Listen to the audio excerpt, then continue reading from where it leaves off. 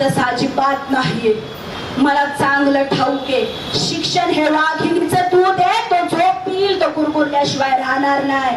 आणि म्हणूनच मी सांगतो, कदाचित एक शिकलेला प्रस्थापित या देशाचं वाटोळं करू शकतो, पण एक अस्पृश्य जर शिक्षण घेतलं तर साऱ्या जगाचा उद्धार करतोय. मी चांगलं जाणून आहे.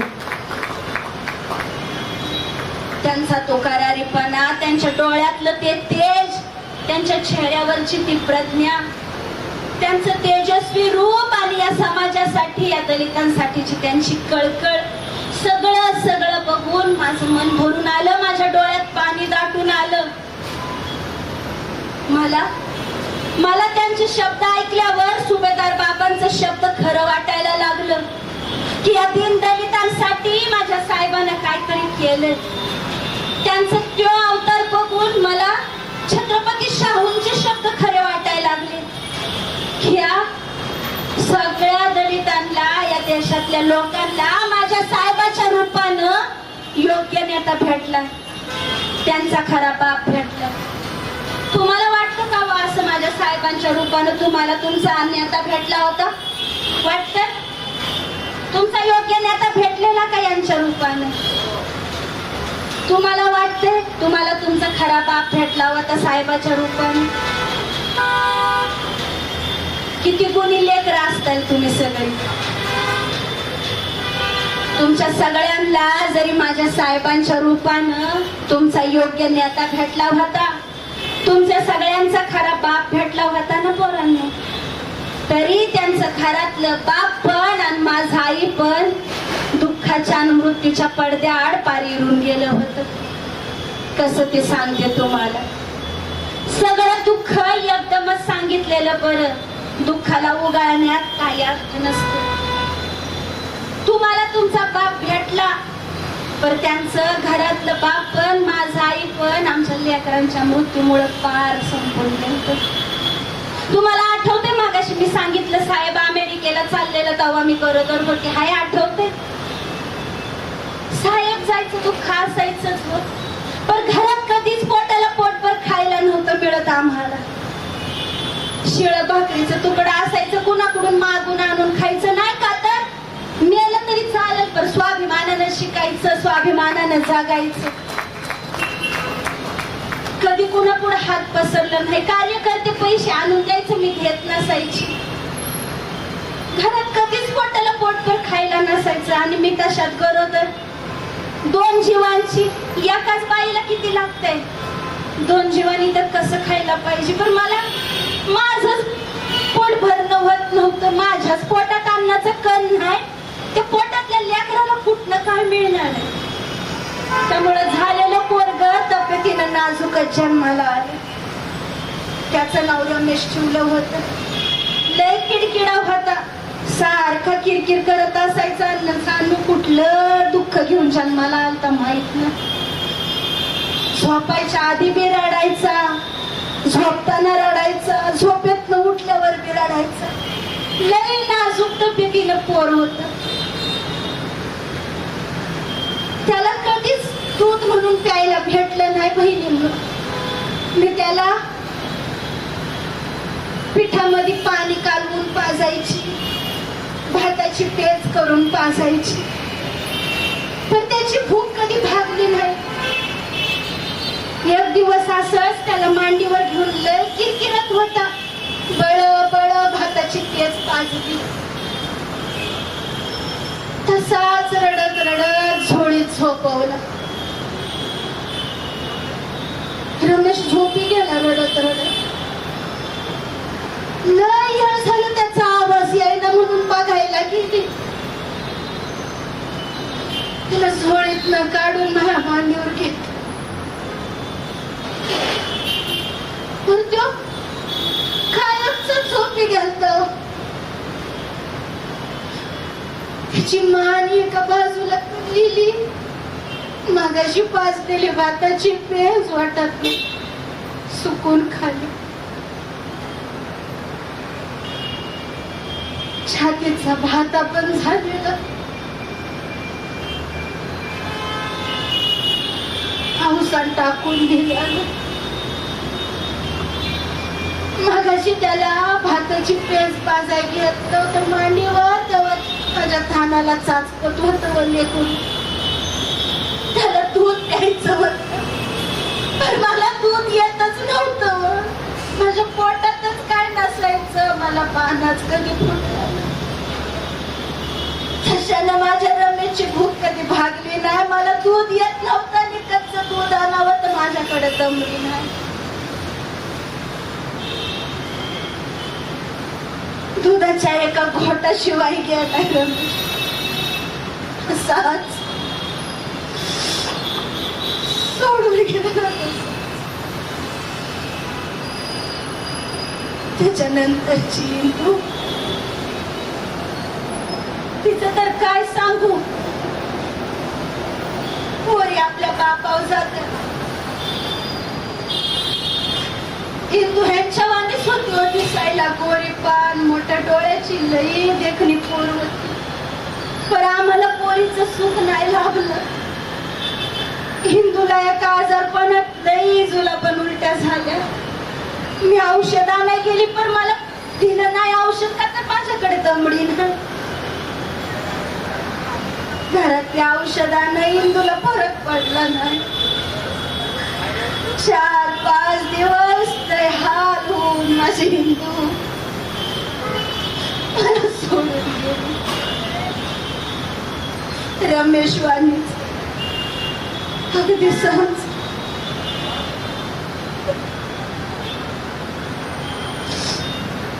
तिच्यानंतरचा गंगाधर,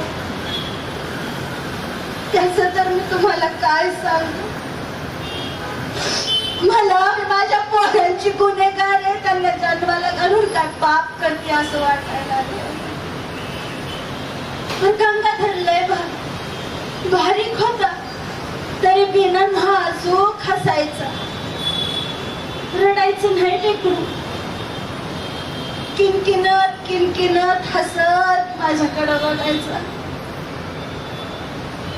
त्याची बी भूक कधी भागली नाही, कधी पोटाला पोटभर खायला नाही. त्याच्या वेळेस मी पर्यंत माईंपर्यंत सरपण आणायला जायची. एक दिवस घरात खायला काय नव्हतं. मी उडदाची एवढी एवढी डाळ होती ती भिजत घातली पाण्यात, का तर आल्यावर खाता येईल. त्याला जाताना जोजवलं झोळीमध्ये. लई गोड हसलं पोर माझ्याकडे बघून. आई म्हणून उडदाची डाळ भिजू घालून मी गेली सरपण आणाय. दुपारच्या पारी आली. लई मोठं वज घेऊन सूर्य डोक्यावर तापलेला. वज टाकलं. मला लई भूक लागलेली. पोटात आगीचा डोंब उसळलेला. जाऊन बघितलं, गंगाधर झोपला होता. त्याला जोजवलं. लय भूक लागलेली मला. उडदाची डाळ भिजली होती म्हणून बका बका तशीच खाल्ली. पाणी पिली. घर झाडून झुडून घेऊन त्याला मी घेणार होती. मला त्याचा आवाज आला. रडत होता. झाडून घेत असताना आवाज त्याचा एकाएकी बंद झाला म्हणून मी झाडू टाकून बघायला गेली. आदल्या रात्री थोडंफार काय तर त्यानं खाल्लं होतं.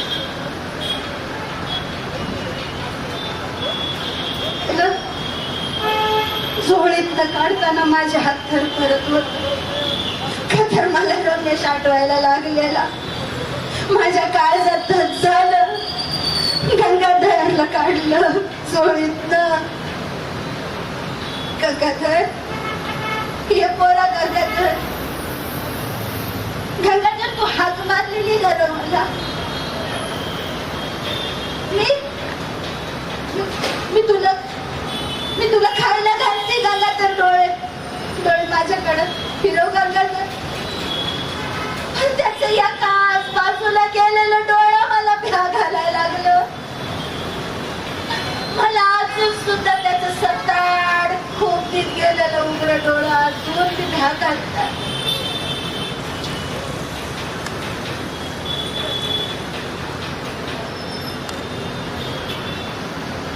त्याचा आवाज नाही आला. त्याच्या डोळ्यांची मला भीती बसली अजून. गंगाधर तुम्हाला हाक मारलेली ना, बरं बोल ना माझ्याशी गंगाधर, माझ्याकडे बोल गंगाधर. नाही बोलला माझा पोर. सकाळी हसला तेवढंच आठवतोय गंगाधर. त्याच्या परगाड्या निव्वळ मोजून घ्याव्या अशा दिसत होत्या. पाठीला चिकटलेलं त्याचं पोट त्याच्या उपासमारीची आमच्या गणितीची दशा दाखवत होत.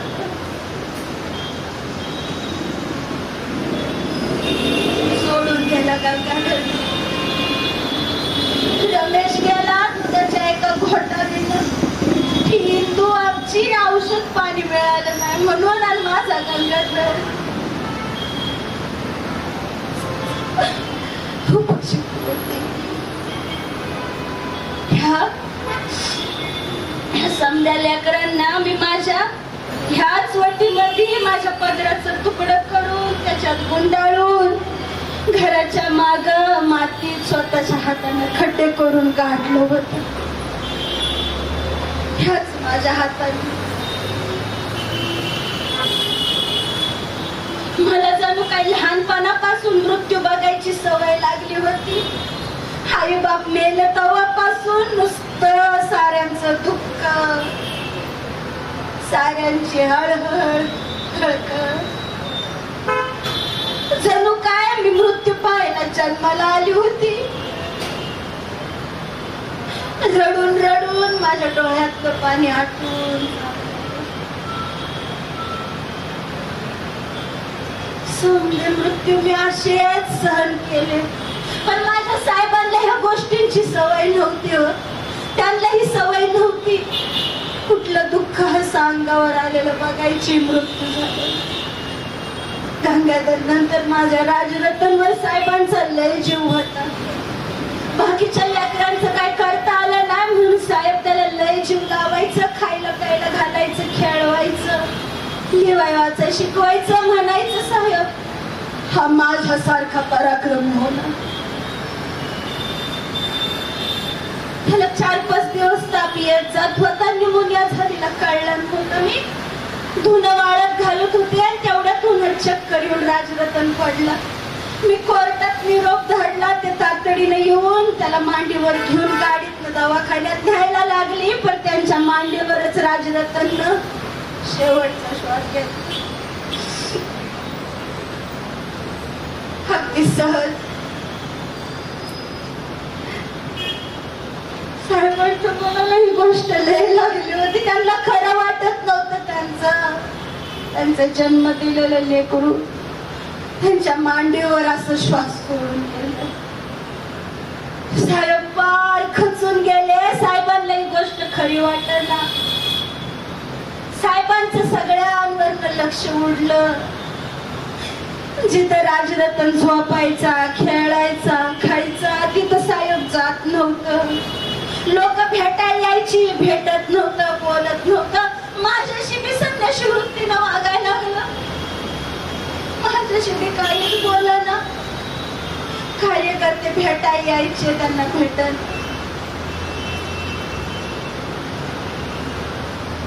एक दिवस काही लोक भेटायला आली आणि म्हणली मला, ताई साहेब हे असं चाललं तर चळवळ पुढे कशी जाणार, आम्हाला साहेबांची गरज आहे.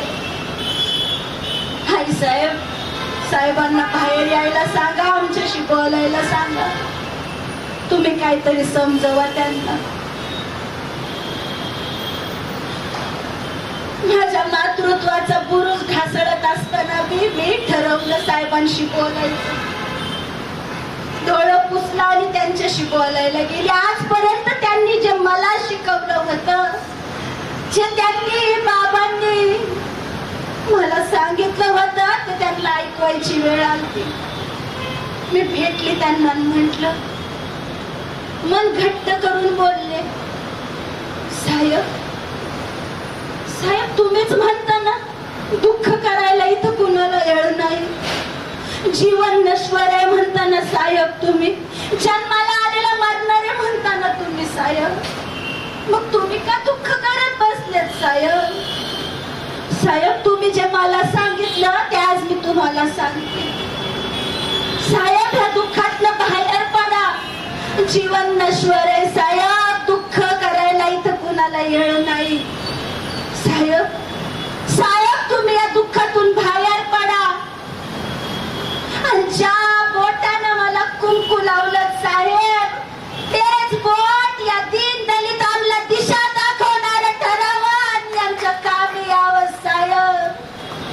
यातच रामजी बाबांचं स्वप्न आहे आणि या समाजाचं भलं आहे साहेब.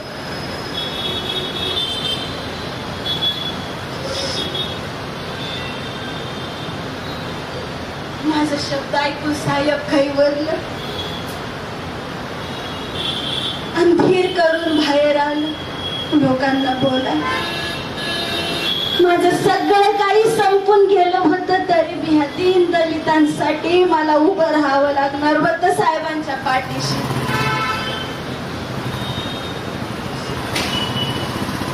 माझं शब्द ऐकून साहेब घाईवरलं रडत मला म्हणलं रामू रामू कसं सहन करतेस तू इतकं सगळं कुठून येते तुला ताकद.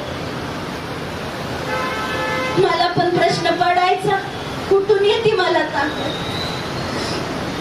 साहेब ना मला बाहेर गेल्यावर पत्र लिहायची. ते पत्र मी माझ्या उशापाशी अशी जपून ठेवायची. रात्री झोपताना त्यातलं एक एक पत्र काढून वाचायची. लय काय काय लिहायचं साहेब. त्यातलंच एक पत्र होतं. त्यात त्यांनी समजा लिहिलं होतं आमच्या मुलांचा मृत्यू, पोटीचा प्रवास, माझ्याशिवाय त्यांचं झालेलं हाल, त्यांच्याशिवाय माझं झालेलं हाल, काळाराम मंदिराचा सत्याग्रह, सगळं सगळं. उपाशी पोटी राहताना कोरडं पाव पाण्यात बुडवून खाल्लेलं, वाचत बसलेलं, आजारी पडलेलं समजा लिहिलं होतं. आणि हे सगळं लिहून त्यांनी म्हणलं होतं रामू सूर्याचा धर्म प्रकाश देण्याचा असतो, झाडाचा धर्म सावली द्यायचा. तू सावलीचं काम करतेस रामू, तू सावलीचं काम करतेस.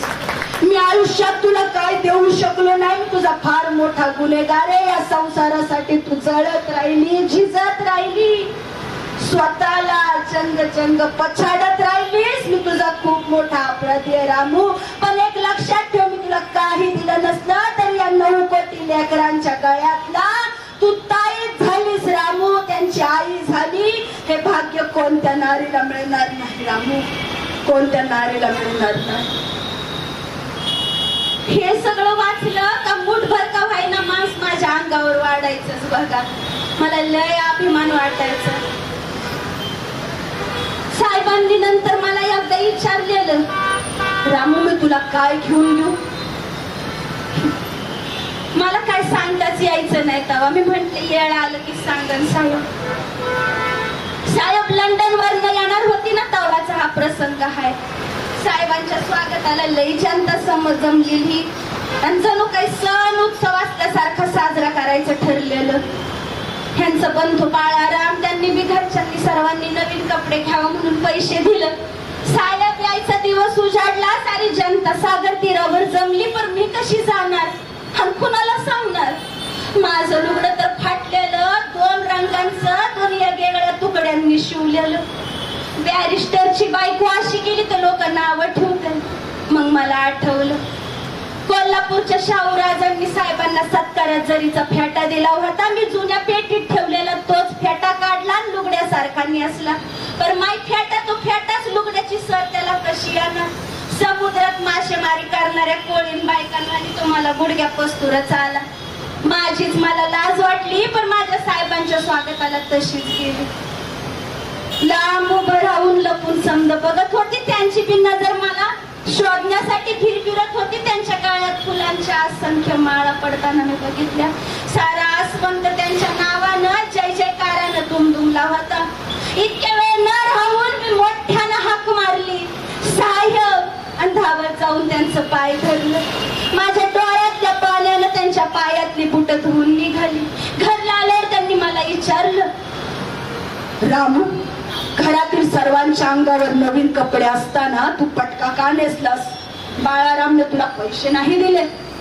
त्यांनी मला पैसे दिले होते साहेब. पण काय रामू का नाही घेतलंस लुगडं, का पटका नेसलास. ते एवढं बोलस्तवर मी जुन्या पेटीत ठेवलेली नवी धोतर जोडी काढली आणि साहेबांच्या हातात दिली आणि म्हटलं, साहेब मला दिलेल्या पैशातनं मी तुमच्यासाठी धोतर जोडी घेतली.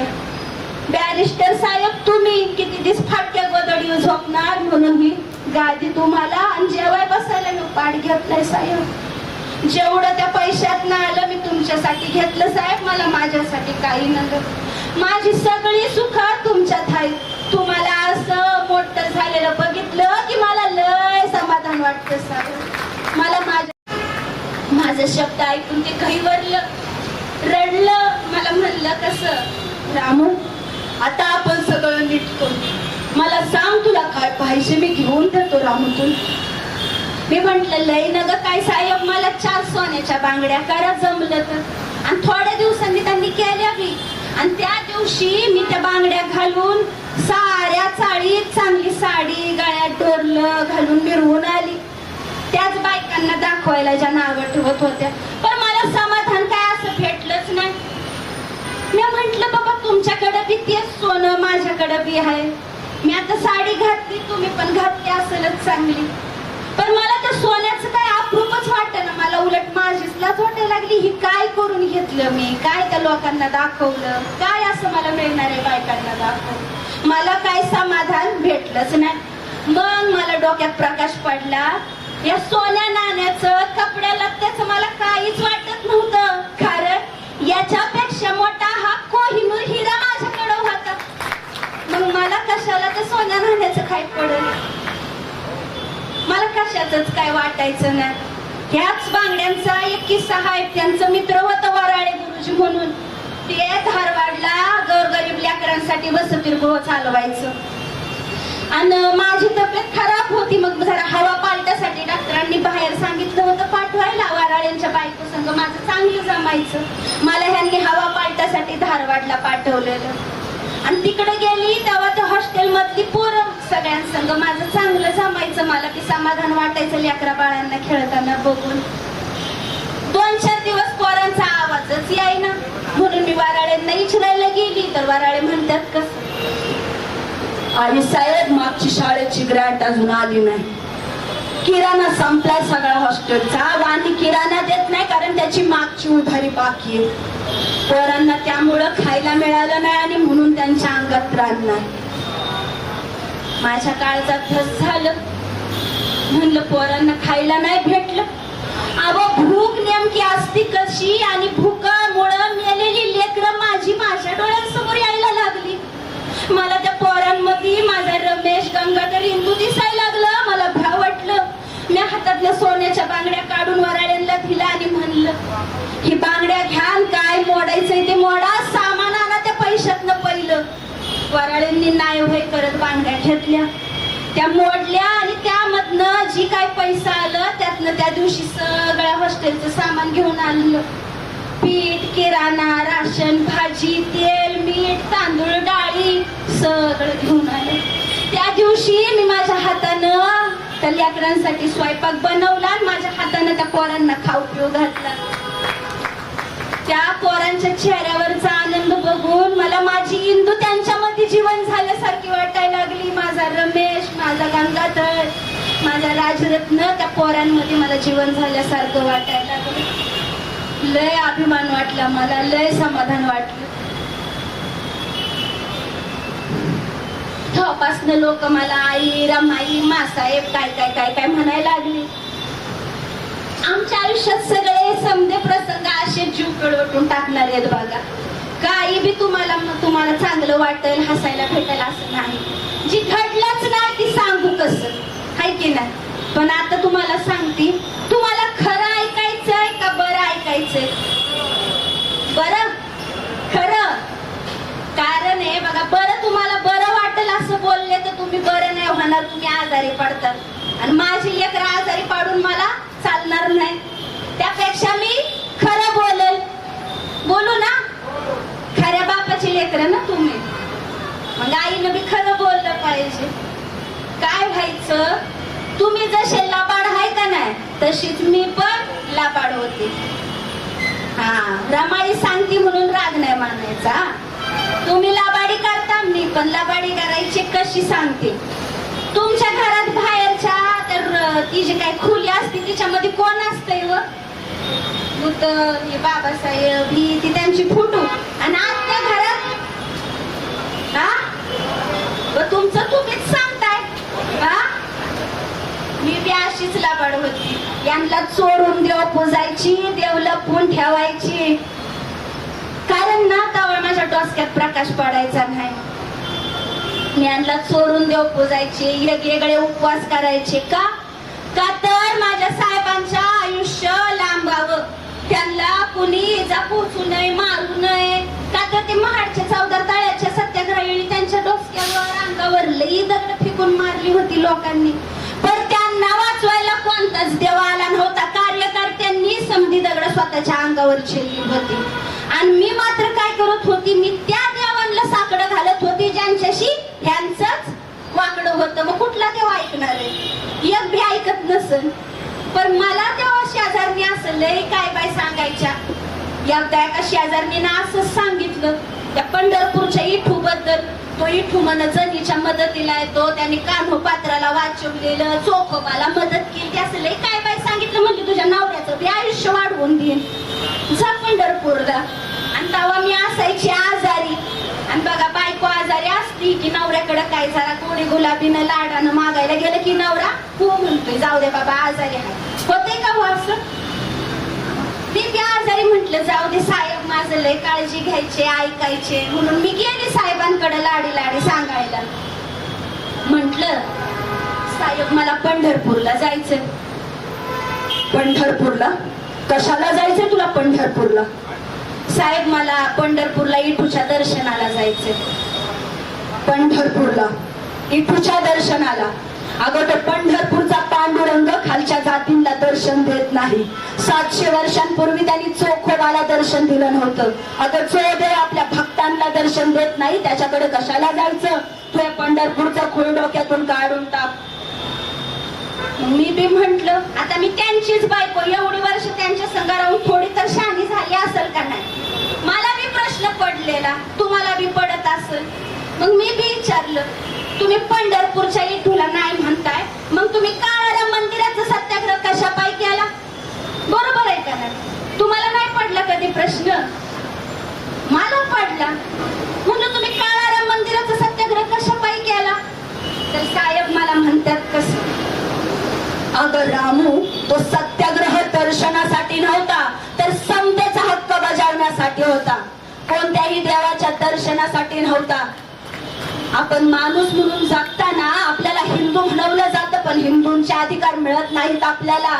आणि म्हणून आपल्यातल्या प्रत्येक हिंदूला जर हे हिंदू म्हणत असतील तर ह्यांनी सगळ्यांना सारखे अधिकार दिले पाहिजेत. मंदिर प्रवेशापासून ते पाणवठ्यावरनं पाणी घेण्यापर्यंत देखील. आणि मला सगळ्यांना ते समान हक्क मिळवून द्यायचे, म्हणून तो लढा उभारला होता. कोणत्याही देवाला पाहण्यासाठी नव्हता. मी म्हंटल तरी पण अवसान आणून की काय का असं ना साहेब, पण मला एकदा तरी पंढरपूरला जाऊ द्या, मी लांब उभं राहून विठूचं दर्शन घेते. नाही नाही नाही, तू पंढरपूरचं खूळ डोक्यातून काढून टाक. मी तुला शेवटचं सांगतो, ते बडवे पुजारी आपल्याला दर्शन घेऊ देत नाहीत. तू पंढरपूरला जायचं खूळ काढून टाक. साहेब रागवलं, तसं मी रडायला लागली. मला रडताना बघून समजावणीच्या सुरात साहेब म्हणतात कसं? अगं रामू, आपण आपल्या त्यागानं आपल्या भक्तीनं वेगळं पंढरपूर उभं करू, पण त्या ठिकाणी लोक दर्शनासाठी येणार नाहीत. त्या ठिकाणी लोक भक्तीसाठी येणार नाहीत, तर क्रांतीसाठी येतील आणि बंधमुक्त होतील. असं पंढरपूर आपण निर्माण करू. अगं लहानपणी बाबा मला कबीरांचे दोहे म्हणायला सांगायचे. त्यातला दोहा ऐक. दुनिया इतनी बावरी जो पत्थर पूज जाए, घर का पत्थर कोई न पूजे जिसका पिसा खाए. अगं ही नराधम दगडाला शेंदूर फसून देव म्हणून पुजतात, पण घरात जे दगडी जात असतं त्याच्यात धान्य जातं, त्याचं पीठ बनतं, त्या पिठाची भाकर बनते. ती भाकर आपली भूक भागवते, त्या दगडी जात्याला ही नराधम पुजत नाही. हा किती दृष्टपणा रामू. आता अजिबात हे सहन करायचं नाही. आता आपण सांगितल्याप्रमाणे कबीरांच्या दोह्यांप्रमाणे माणसांमध्ये देव शोधायचा, माणसांच्याच हक्कासाठी लढायचं.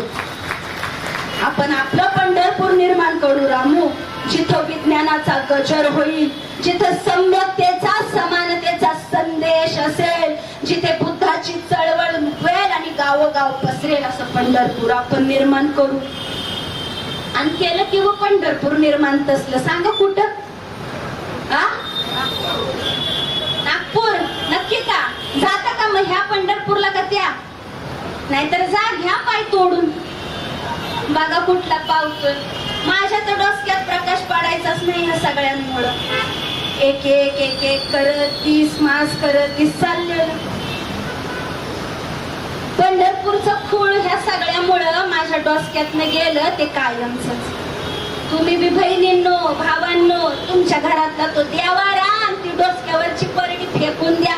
या 33 कोटी दगडांनीच आपलं वाटोळं केलंय. एक बी कामाला येत नाही. उलट कोणत्या दगडामुळे आपलं डोसकं फुटतंय आपल्याला काय कळत नाही. सामन्यांची डोकी लाल पण कोणी फोडलाय माहिती नाही.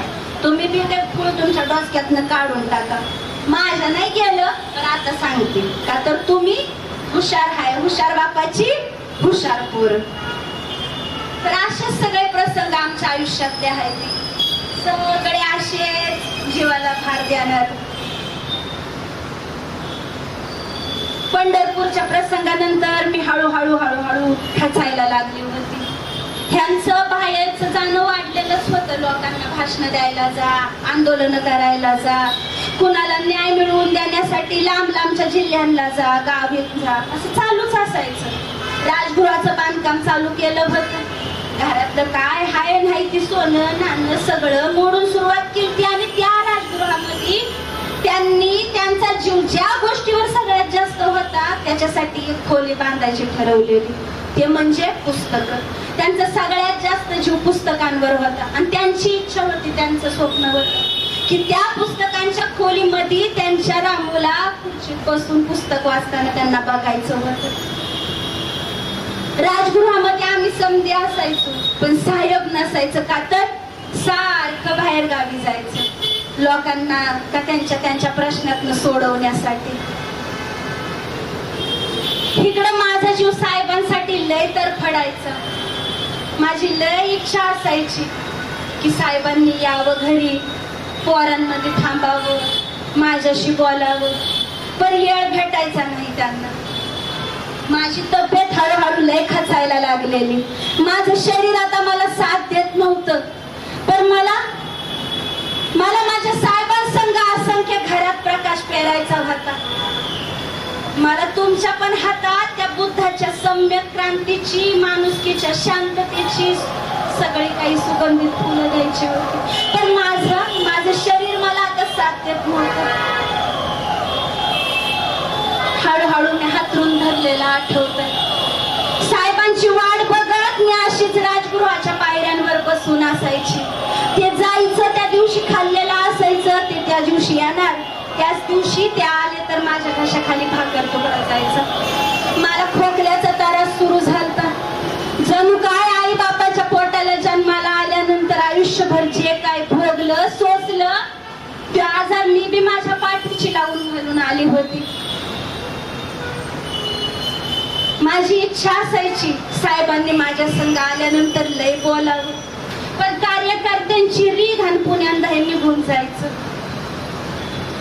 मी हळूहळू हातरून धरलेलं मला आठवतं. साहेब औरंगाबादला एका कामासाठी गेलं होतं. लेण्या बघायला गेल्यावर इकडं माझी तब्येत खराब झाल्याची कोणा तर कार्यकर्त्यानं त्यांना तार पाठवली. साहेब तातडीनं आलं. माझ्यासाठी समद डॉक्टर त्यांनी लावलं होतं. मला आठवत होतं आज बी. हे डॉक्टरचा प्रसंग आहे तो बी सांगते. आमच्या इथली शांताक्का होती बघा, राम्या आणि शांताक्का. शांताक्काचं पोर राम्या. आम्ही असंच राजगृह सोडण्यापूर्वी शांताक्का राम्याला घेऊन आली होती. राम्याला किरकिर करत होता म्हणून 4-5 दिवस ताप ये जा करायचा त्याचा. शांताक्का येऊन म्हणली मला तुझ्या साहेबाला भेटायचंय, डॉक्टर साहेबाला. घेऊन गेलो तिला आम्ही साहेबांकडे. 2-4 माणसं होती, लक्ष्मी होती, गौरा भेटायला आलेली. आणि शांताक्का राम्याला घेऊन गेली साहेबांपुढे आणि म्हणली अरे ही राम्या लय दिस झालं नुसताच किरकिर करतोय, त्याला ताप येतोय जातोय, जरा बघशील का त्याला? साहेबांना प्रश्न पडला, त्यांच्या कपाळावर आठ्या. ती म्हणलं म्या काय बघणार? ती म्हणली अरे तू डॉक्टर आहेस ना, ह्याला जरा 2-4 गोळ्या औषध दे, माझ्याकडे पैसा नाही तर लोकांकडे जाऊ कशी, दवाखान्यात जाऊ कशी, तू डॉक्टर आहे, तू ह्याला बरं कर. सगळी कार्यकर्ते हसायला लागली, आम्ही बी त्यांचं उत्तर ऐकायला बघत होतो. एवढ्याच साहेब म्हणलं अगं शांता का तू समजते तसं मी माणसांच्या शरीराला बरा करणारा डॉक्टर नाही, तर ह्या माणसांच्या मेंदूला ह्या हिंदू धर्म संस्कृतीच्या धर्मग्रंथांमुळे जी कीड लागली आहे ती कीड साफ करणारा मी डॉक्टर आहे. पैसे घे आणि काय राम्याला दवाखान्यात जाऊन आणायचा. त्या दिवशी मला कळलं की डॉक्टर मध्ये फरक असतो.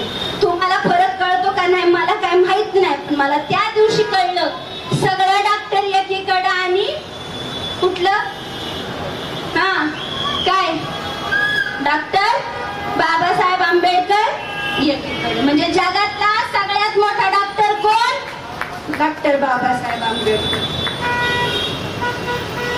तेव्हापासून मला बी वाटायचं की साहेबांना अजून काहीतरी सांगायचं असं, लोकांना अजून काहीतरी शिकवायचं असं. अशा कोणत्या गोष्टी असतील ज्या साहेबांच्या मनात अजून राहिल्या असतील. मला म्हणायचं सारखं रामू मी हिंदू धर्मात जन्माला आलो पण मी मरणार नाही हिंदू म्हणून. या धर्मग्रंथांना आग लावल्याशिवाय मी राहणार नाहीये, माणसाला माणसात आणल्याशिवाय मी राहणार नाही. मला फक्त तुझ्या साथीची सोबतीची गरज आहे. मी तब्येत सांभाळावी म्हणून त्यांचा लय जीव तुटायचा, पण माझं सगळं लक्ष त्यांच्याकडं. त्यांनी नीट राहावं म्हणून कोणत्या बी आयाबायाचं ऐकून अजून एकेका देवाची भर आयुष्यामध्ये. माझी इच्छा एकच असायची की आता साहेबांसंग बोलायला भेटावं. मला माझ्या जीवाचं आता काही खरं वाटत नव्हतं. मी आजारी पडली, हातरून धरलं, साहेबांना कोणा कार्यकर्त्यांनी तार करून तातडीनं बोलवून मी घेतलं. साहेब आलं, माझं डोकं मांडीवर घेऊन मला कॉफी पाजली, औषधं दिली. मला लागलेली खोकल्याची उबळ त्यांना बघवलं. माझी खराब तब्येत बघून कळकळून प्रत्येक डॉक्टराला सांगत होतं, जीव तोडून बोलत होतं, रडत काहीही करून माझ्या रामूला वाचवा. पण डॉक्टर म्हणाले बाबासाहेब आंबेडकर आता आमच्या हातात काय नाहीये. राजरतन पोटात होता तेव्हाच आई साहेबांना टीबी झालेला आणि आता तो आजार वाढत गेलाय. सगळी परिस्थिती आता नीट होती, सगळं काही भेटत होत. त्यांना वाटलं औषध पाण्यानं त्यांची रामू बरी होईल, पण मला औषध पाण्याची गरज नव्हती. मला माझ्या साहेबांसंग बोलायचं होतं. मी त्यांना माझ्यापाशी बसवलं, माझं डोकं मांडीवर घेऊन साहेब बसलं होतं. आमचा यशवंत कोपऱ्यात बसून भयभीत नजरेनं रडत होता. जेवणाचं ताट मोर आलेलं, त्यांनी मला एक घास तोडून खायला घालायला घेतला. मी नको म्हणली. आमच्या यशवंताला बोलवलं आणि आम्ही आयुष्यात पहिल्यांदा दोघांनी मिळून आमच्या लेकराला तो घास चारला.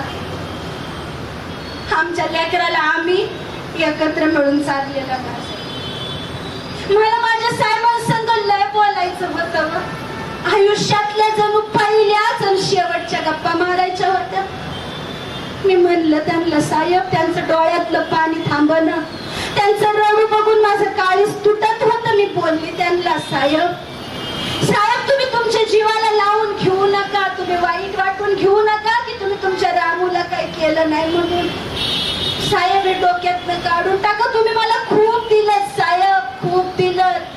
हवं ह्या बहिष्कृत भारतातल्या बहिष्कृत माणसाचं दुःख तुम्ही तुमच्या काळजावर कोरून घेतलं साहेब, त्यात माझ्या आजाराची दुःखाची भर नको. हवं मला तुम्ही खूप सुख दिलं साहेब, खूप समाधान दिलं.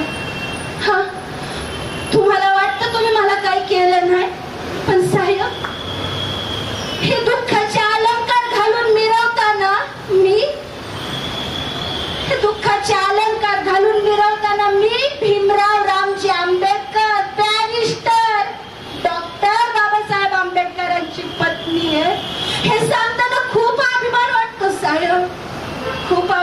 वाटतो? तुम्हाला वाटतं तुम्ही माझ्यासाठी काही केलं नाही, मला काही नकोय साहेब, काही सुद्धा नकोय मला. तुमच्यासाठी थोडासा त्रास भोगला, थोडासा त्रास सोसला, त्याचा मला अभिमान वाटतो साहेब. हे दुःखाचे अलंकार घालून मिरवताना मी तुमची पत्नी होते हे सांगता मला गौरव वाटतो साहेब. तुम्ही तुम्हाला त्रास करून घेऊ नका साहेब, रडू नका. हवं तुम्ही मला ते दिलंय सुख जे भारतातल्या कोणत्या नारीला भेटणार नाही साहेब. हवं साहेब तुम्ही मला या 9 कोटी दलितांची माता बनवलं, भाग्य दिलं हे एवढं मोठं, ते कुणाला भेटणार आहे साहेब. मला आता काही नको साहेब. माझी एकच इच्छा आहे, भरल्या कपाळानं जायला मिळावं. मी असं म्हटलं का माझ्या खोटांवर हात ठेवून म्हणायचे, रामू रामू भरल्या घरात असं बोलू नकोस, प्रकाशाची दारं तुझी वाट पाहत असताना तू विजण्याची भाषा बोलतेस. नाही रामू नाही, मी तुला जाऊन देणार नाही, मला तुझी गरज आहे. रामू मला सोडून जाऊ नकोस. का रामू सोडून जातेस? का आयुष्यभर तुला सुख मिळालं नाही म्हणून? तुझ्या पोटचे गोळे अधीन दलितांसाठी मातीत गेले म्हणून? का आयुष्यभर तुला उपाशी पोटी राहायला लागलं म्हणून? रामू मी तुझा खूप मोठा अपराधी आहे, मला माफ कर, पण मला सोडून जाऊ नको रामू, मला तुझी गरज आहे रामू, मला सोडून जाऊ नकोस रामू. अगं तुझ्या पदराच्या ताकदीवर मी ठाम उभा होतो म्हणून भिवाचा भीमराव, भीमरावाचा बॅरिस्टर डॉक्टर बाबासाहेब आंबेडकर झालो ग. संसाराच्या विस्तवात कितीदा तर स्वतःला जाळून घेतलंस आणि आता एकटीच प्रवासाला निघालीस. रामू मी तुला जाऊन देणार नाही रामू, मी तुला जाऊन देणार नाही. माझ्याशी मला तुझी गरज आहे रामू. त्यांच्या डोळ्यातली आसव टीप टीप माझ्या चेहऱ्यावर गळत होती. मला आता शेवटच्या गरम पाण्याच्या आंघोळीची गरज नव्हती, मला गरज नव्हती. माझ्या साहेबांच्या डोळ्यातल्या पाण्यानं मी आनंदाने नाहत होती, आनंदाने. आमचा यशवंता घाबरून बघत होता. मला माझ्या साहेबांसंग बोलायचं होतं, त्याच्याबद्दल मी बोलायचा प्रयत्न केला, पण माझी वाचा गेली, माझी जीभ लुळी पडली, माझ्या घशातनं आवाज यायला, लय जोरात खोकल्याची उबळ आली. मला आवाज निघना, पण माझं मन साहेबांना सांगत होतं, माझं मन त्यांच्याशी बोलत होतं, साहेब साहेब तुम्ही मला खूप दिलात, मला आता काही नको. तुमच्यासाठी उलट कुठं करताना मी कमी पडले असेल तर मला माफ करा, तुमच्या रामूला माफ करा साहेब. साहेब मला कसलंच दुःख ना, पण साहेब ह्या यशवंताला सांभाळा, आपल्या पोटचा तेवढाच एक गोळा राहिलाय साहेब, बाकीची समधी लेकरं मी माझ्या हाताने मातीत गाडले साहेब. माझ्या यशवंताला येणं त्याची आई व्हा साहेब, माझ्या पोटचं तेवढाच एक गोळा राहिलाय साहेब, बाकी मला काय नको, मला काही नको साहेब. मला माझ्या साहेबांसंग बोलायचं होतं, पण माझी वाचा गेली. साहेब धाय मोकलून रडत होत. मला सोडून जाऊ नकोस म्हणत होत. सिंहासारखा गरजणारा मर्दांचा मर्द, साऱ्या युगानुयुगांच्या भेगा बुजवणारा, युगाच्याही पाठीत लाथ मारणारा युगंधर मी रडताना पाहत होते. मी तुमच्या बॅरिस्टरला, तुमच्या डॉक्टर